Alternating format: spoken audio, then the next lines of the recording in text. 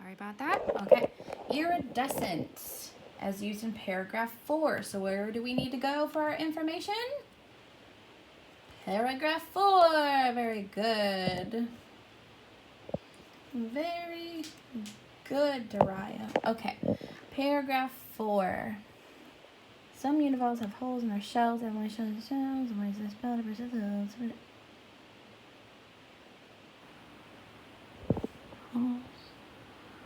The inside of the abalone shell gleams with different rainbow colors. This iridescent substance is called mother of pearl. Okay, so we've got iridescent. This iridescent substance is called mother of pearl. Does that give us any clues? Well, pearls are shiny and white, okay? What's the sentence before it say? The inside of the abalone shell gleams with different rainbow colors. Okay, so let's try to find something about rainbow colors or pearl, gleams, something like that. Let's see what iridescent could mean. Not letting light get through. Does it say anything like that? No, that's translucent. Easy to notice or understand? Well, I mean, you would notice it if it was gleaming, okay? Shining with many different varying colors. Okay, shining's kind of like gleaming, and many colors, it talks about that, so that's a good one. A small amount of something? What? No. So what is iridescent? Shining with many varied colors. Very good. Okay. Which phrase from the passage helped the reader understand the meaning of iridescent? So if iridescent's shining with many varying colors, which one of these talks about that? The next largest group of mollusks? No. Small holes? No. Inside of abalone shell? Oh, that's the part that was gleaming. Oh, gleams with different colors. See how that's like the same? Shining, gleaming, shining, gleams, varying colors, different colors. See how those are similar? Okay, so our answer is D. Good. Keep going. Number 3. What's the meaning of the word bivalves as it is used in paragraph 5? Oh, we better go to paragraph 2. What? No, paragraph 5. Okay. There it is, bivalves. What's the meaning? After univalves, bivalves are the next largest group of mollusks. So they're a large group of mollusks. Okay. When a bivalve is alive, the two parts of its shell are hinged together. Okay. I have to imagine if I found pilot. Okay, so it's a large group of mollusks. It has two parts of its shell hinged together. Okay, so let's look for something like that in our answers. All right, bivalves. Having a hard outer shell. Well, it doesn't say anything like that. I mean, I think that's true, but it doesn't say anything like that in the paragraph. All right, having a shell with two pieces. It does talk about having two parts of the shell hinged together. Okay, having a soft outer shell. No. Having a shell that's all in one piece. Well, no, it says there's two pieces. So what's our answer? The best answer would be having a shell with two pieces. Now, I would know this because I know that the part of the word that says bi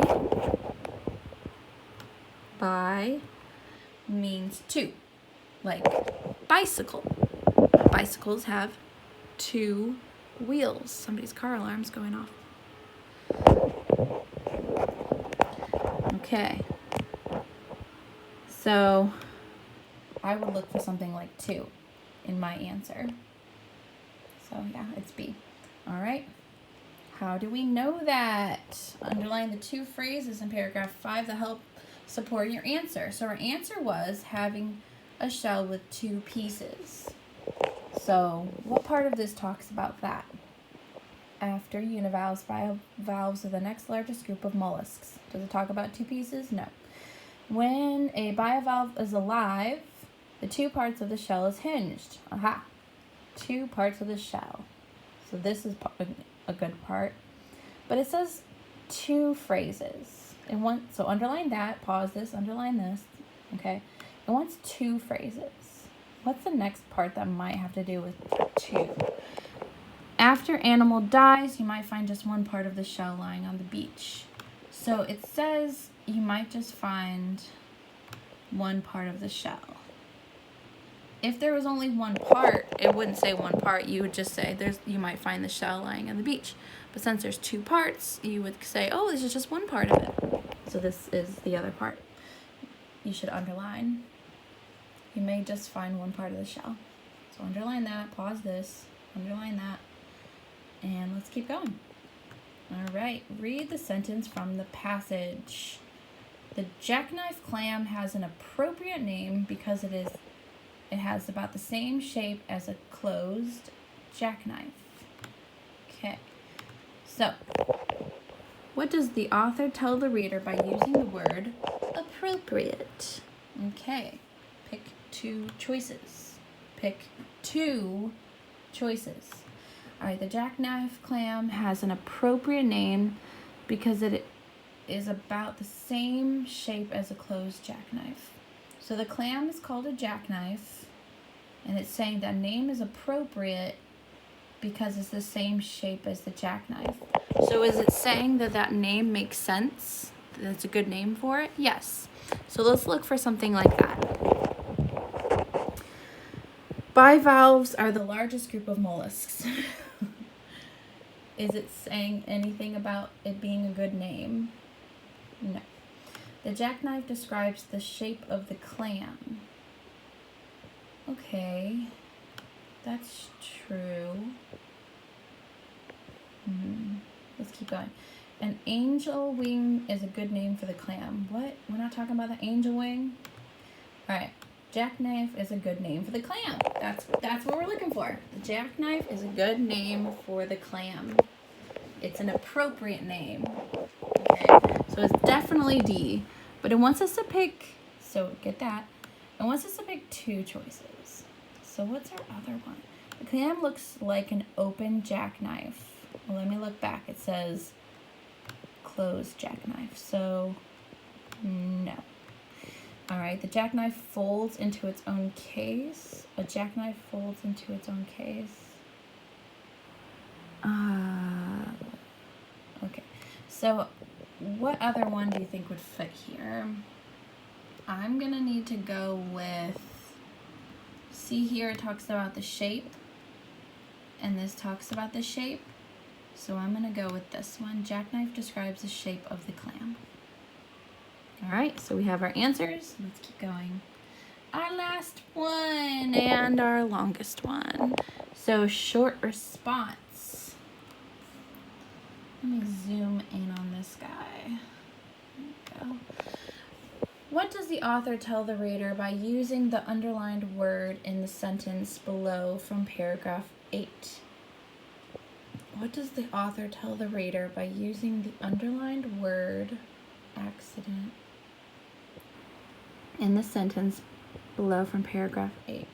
How do the details from the paragraph further develop this idea? So we're going to need to go back and look at the paragraph. Include 1 or more context clues. Oh, we know about context clues from the text to support your response. So we can't just put the answer. We have to give context clues to support our response. Okay, so let's go back to paragraph 8. It says the pearl is an accident. Why is the author saying the pearl is an accident? Let's go to paragraph 8. All right, there she blows. Another common bivalve is the oyster. All oysters can make pearls, but the pearl oyster makes the most beautiful ones. So it's talking about making pearls. An oyster makes a pearl. A pearl is an accident. Oh, why? Why is the author saying that? I would underline that. A grain of sand or something gets inside the oyster shell. Does the grain of sand get inside the oyster shell on purpose? Is sand supposed to get in there? No, it's an accident. So let's put that in our response. right, so what is it asking so we can rephrase it? What does the author tell the reader? By using the underlined word. Okay, so the author says, let me just work this out. The author says it's a pearl is an accident because sand accidentally gets into the oyster. Ooh, I like that. Okay, so our rephrase.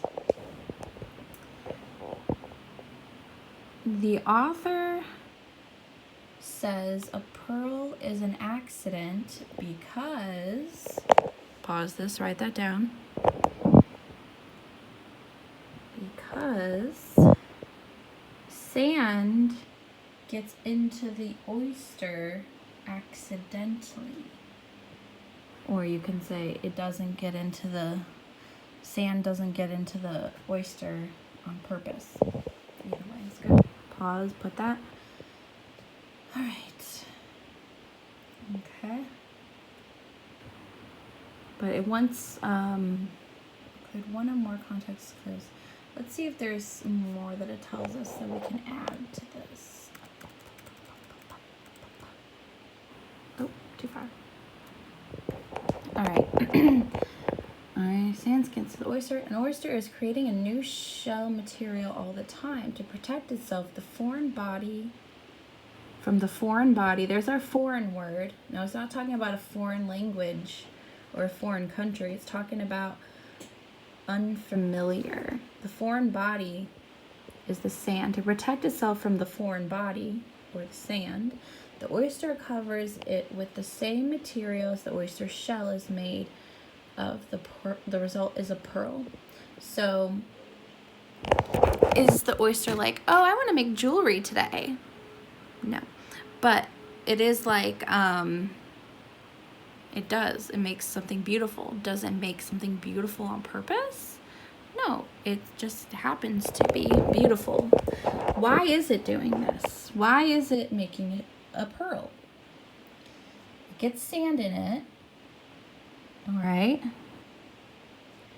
To protect itself, it covers it with the same material. So it's making the pearl to protect itself. Okay? So we need to put that down here because I think that's important. Because it's not trying to make jewelry. It's trying to protect itself. So what do we already have? The author says a pearl is an accident.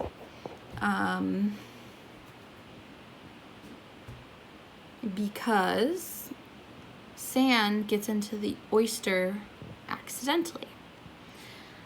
The oyster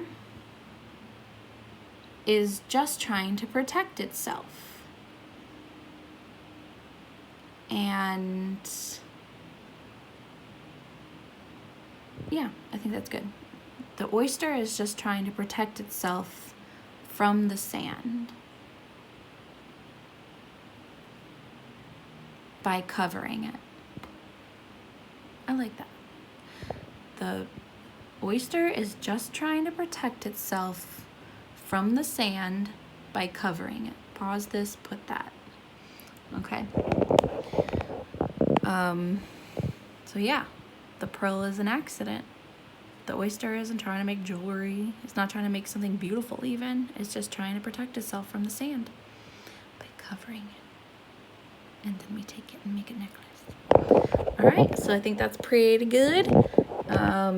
If you want to add any details there about using the same material from its shell, you know, you can cite paragraph 8. Paragraph 8 says blah, da, da, da, da.